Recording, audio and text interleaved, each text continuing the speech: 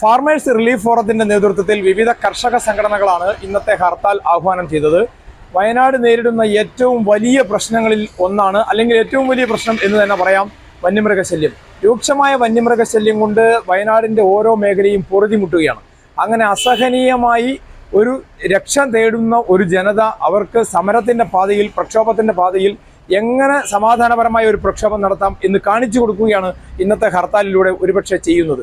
മാതൃകാപരമായ ഒരു ഹർത്താൽ എന്ന് വേണമെങ്കിൽ പറയാം. കാരണം ആദ്യം നമുക്ക് ഹർത്താൽ എന്ന് കേൾക്കുമ്പോൾ തന്നെ മലയാളിയുടെ മനസ്സിൽ ഉണ്ടാവുന്നത് എപ്പോഴും ബന്ദിന് സമാനമായ ഒരു ഹർത്താൽ എന്നാണ്. അതായത് നിർബന്ധിച്ച് കടയടപ്പിക്കുക, ഓഫീസുകൾ പൂട്ടിക്കുക, വഴി തടയുക, ആംബുലൻസുകൾ തടയുക തുടങ്ങിയവയൊക്കെ. പക്ഷേ ഇന്നത്തെ ഹർത്താൽ ആഹ്വാനം ചെയ്തവർ പറഞ്ഞതുപോലെ തന്നെ, ജനങ്ങൾ ഏറ്റെടുത്തതുപോലെ തന്നെ, മനസാക്ഷിയുള്ളവർക്ക് ഈ ഹർത്താലിൽ പങ്കാളിയാകാം. ഓടേണ്ടവർക്ക് ഓടാം, കട തുറക്കേണ്ടവർക്ക് തുറക്കാം, പിന്നെ ജോലി ചെയ്യേണ്ടവർക്ക് ജോലി ചെയ്യാം. പക്ഷേ ഇവിടെ കാഴ്ച, വ്യാപാരികൾ സഹകരിച്ചു, പല യൂണിയനിൽപ്പെട്ട തൊഴിലാളികൾ സഹകരിച്ചു. സ്വകാര്യ ബസ്സുകൾ ഓടിയില്ല. സ്വകാര്യ ബസ്സുകളുടെ തൊഴിലാളികൾ പോലും ഈ ഹർത്താലിനോട് അനുകൂലമായി പ്രതികരിച്ചു. KSRTC അത് സർക്കാരിൻ്റെ ഒരു ബാധ്യതയാണ്. സ്വാഭാവികമായും ആളുകൾ ഇങ്ങനെ ഹർത്താൽ ആഹ്വാനം ചെയ്യുമ്പോൾ യാത്രാ സൗകര്യം ഒരുക്കുക എന്നുള്ളത് KSRTCയുടെ ഒരു ബാധ്യതയായതിനാൽ KSRTC പല മേഖലയിലും സർവീസ് നടത്തുന്നുണ്ട്. പക്ഷേ ആളുകൾ പരമാവധി കുറവാണ്. ടൗണുകളിലും അതുപോലെ തന്നെ ഗ്രാമപ്രദേശങ്ങളിലും പോലും കടകൾ അടഞ്ഞു കിടക്കുന്നു.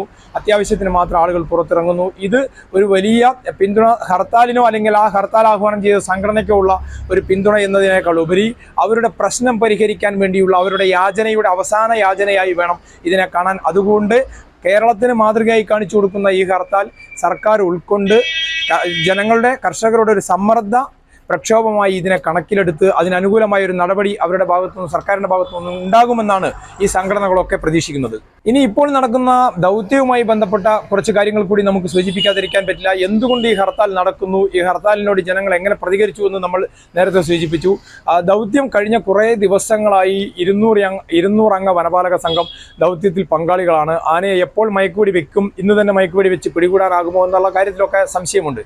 മറ്റൊരു കാര്യം കൂടി പറയാനുള്ളത്, ഈ പ്രക്ഷോഭം വയനാടിന് പുറത്തേക്ക് കൂടി വ്യാപിച്ചു എന്നുള്ളതാണ്. അതിൻ്റെ ഒരു തെളിവാണ് ഇന്ന് UDF MLA മാർ നടത്തിയ വനം മന്ത്രിയുടെ ഓഫീസിലേക്ക്, വീട്ടിലേക്ക് നടത്തിയ മാർച്ചൊക്കെ. പിന്നീട് പോലീസ് ആ മാർച്ച് തടയുകയും ഒക്കെ ചെയ്തു. അപ്പോൾ ഈ വയനാടിന് പുറത്തുള്ള ആളുകൾ കൂടി ഇപ്പോൾ കർഷകർക്ക്, വയനാട്ടിലെ ആളുകൾക്ക് ഈ വന്യമൃഗ ശല്യത്തിനെതിരെയുള്ള പ്രശ്നങ്ങളിൽ പങ്കാളിയാകണം, സമരങ്ങളിൽ പങ്കാളിയായി തുടങ്ങി, പിന്തുണ അറിയിച്ചു തുടങ്ങി. 620 കോടി രൂപയുടെ ഒരു പാക്കേജ് ജില്ലാ ഭരണകൂടത്തിൻ്റെ നേതൃത്വത്തിൽ, അല്ലെങ്കിൽ ജില്ലാ പഞ്ചായത്തിൻ്റെയും മറ്റ് ആളുകളുടെയും ഒക്കെ നേതൃത്വത്തിൽ, നോഡൽ ഓഫീസറുടെ നേതൃത്വത്തിൽ തയ്യാറായി വരുന്നു എന്ന് പറയുന്നു. ഇതിൽ കേന്ദ്ര സഹായത്തോടു കൂടിയോ അല്ലെങ്കിൽ സംസ്ഥാന വിഹിതം എടുത്തോ അല്ലെങ്കിൽ തദ്ദേശ സ്വയംഭരണ സ്ഥാപനങ്ങളുടെയും മറ്റെല്ലാവരുടെയും ഫണ്ടുകൾ ഏകോപിപ്പിച്ച് ഒരു 620 അല്ലെങ്കിൽ ചിലപ്പോൾ 1000 കോടി വന്നേക്കാം, വർഷങ്ങളെടുത്ത് പ്രാവർത്തികമാകാൻ പറ്റുന്ന ഒരു നടപടിക്രമങ്ങൾ അത് ഉടൻ തന്നെ പ്രഖ്യാപിക്കാൻ സർക്കാർ തയ്യാറാവുമെന്നാണ് എല്ലാവരും പ്രതീക്ഷിക്കുന്നത്. ഏതായാലും 15-ാം തീയതി മുഖ്യമന്ത്രിയുടെ നേതൃത്വത്തിൽ നടക്കുന്ന ഒരു ചർച്ച, വലിയൊരു ചർച്ച വെച്ചിട്ടുണ്ട്. ആ ചർച്ചയിൽ ഉറ്റുനോക്കുകയാണ് വയനാടൻ ജനത, പ്രതീക്ഷ അർപ്പിച്ചിരിക്കുകയാണ് വയനാട് ജനത.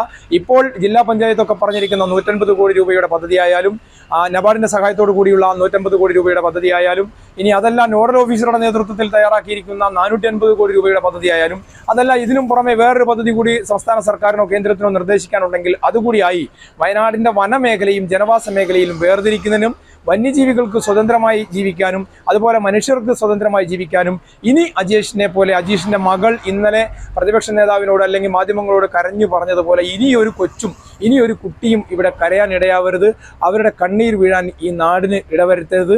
അതിന് പ്രതിഫലം, അതിനുള്ള ഒരു തക്കതായ ഒരു ഇടപെടൽ സർക്കാരിൻ്റെ ഭാഗത്തുനിന്ന്, അത് കേന്ദ്രമായാലും കേരളമായും ഉണ്ടാകുമെന്ന്, അതിന് ആണ് ഇന്നത്തെ ഈ ഹർത്താൽ നടത്തുന്നത്. ആ പ്രക്ഷോഭകാരികൾ, ഹർത്താൽ ആഹ്വാനം ചെയ്തവരും അത് തന്നെയാണ് പറഞ്ഞത്. ഇന്ന് ഞാൻ മനസ്സിലാക്കുന്നത് ഉച്ച കഴിഞ്ഞ് മാനന്തവാടിയിൽ പ്രതിഷേധ സംഗമം നടക്കുന്നുണ്ട് NFPOയുടെ നേതൃത്വത്തിൽ. മറ്റ് പല സംഘടനകളും ഇന്നും നാളെയുമായി സമരം നടക്കുന്നുണ്ട്. ഈ സമരപാതയിൽ ഇനിയും സമരത്തിലേക്ക്, തെരുവിലേക്ക് ആളുകളെ ഇറക്കാതിരിക്കാൻ നടപടി സ്വീകരിക്കേണ്ടത് സർക്കാരാണ്. നമ്മളുടെ ഈ തത്സമയം വയനാട് പോലുള്ള നമ്മളുടെ ഈ ചർച്ചകൾ പോലും സർക്കാർ മുഖവിലേക്കെടുക്കും എന്ന് നമുക്ക് പ്രതീക്ഷിക്കാം.